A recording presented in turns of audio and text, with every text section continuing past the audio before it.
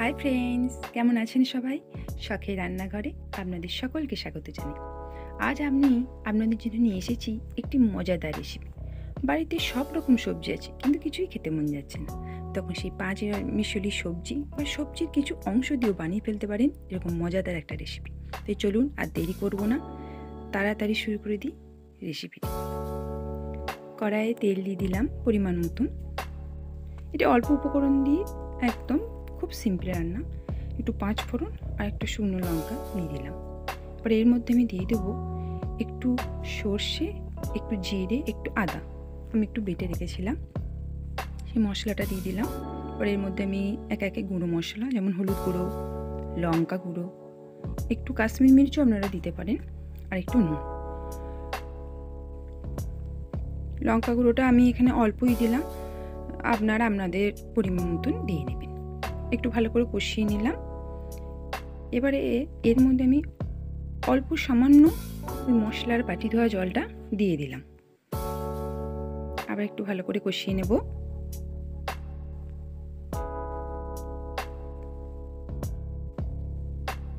দেখুন তেল ছেড়ে এসেছে। এবার আমি 5 মিশালি সবজিগুলো দিয়ে দেবো। এটা আমি একটু নুন দিয়ে সেদ্ধ করে রেখেছি।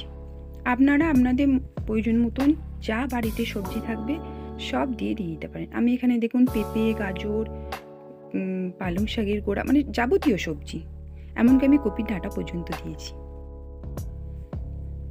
দারুণ স্বাদের খেতে হয়। একটু আমি কষিয়ে নিলাম। এবার একটু ঢাকা দিয়ে দেব খানিকক্ষণ, যাতে ডাঁটাগুলো একটু সেদ্ধ হয়ে যায়।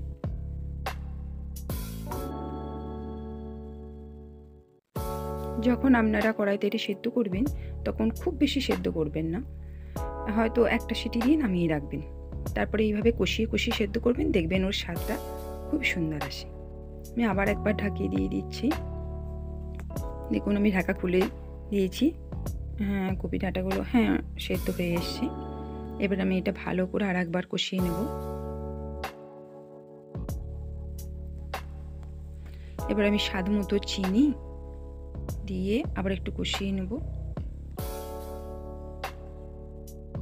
আপনারা দেখবেন আমি এতে সামান্য জলও দিয়েছিলাম। জলটা দিয়ে অল্প জল দেবেন, দিয়ে ঢাকা দিয়ে কষাবেন। দেখুন এবার আমি এর মধ্যে ভাজা মশলাটা দিয়ে দেব। আমি এখানে 5 ফোড়ন আর জিরে ভালো করে কাঠখোলায় ভেজে গুঁড়িয়ে নিয়েছিলাম। সাথে আপনারা 5 ফোড়নে যদি মৌরি কম থাকে, এতে মৌরির স্বাদটা দিলে আরও ভালো হয়। আপনারা অল্প পরিমাণের মৌরি ওর মধ্যে দিয়ে দিতে পারেন আরও, যদি ফ্লেভারটা আপনাদের ভালো লেগে থাকে। দেখুন আমার রান্না অলমোস্ট কমপ্লিট। আপনাদের যদি এই রেসিপিটা ভালো লেগে থাকে, আপনারা প্লিজ বাড়িতে ট্রাই করে দেখবেন। মজাদার একটা রেসিপি, গরম ভাতের সাথে লেবু আর এই রেসিপি ছাড়া আর কিচ্ছু চাই না আপনার। তাই চলুন, যদি আমার এই রেসিপিটা ভালো থাকে প্লিজ একটা লাইক কমেন্ট করে জানাবেন, আর একটু সাবস্ক্রাইব করে দেবেন। Thank you.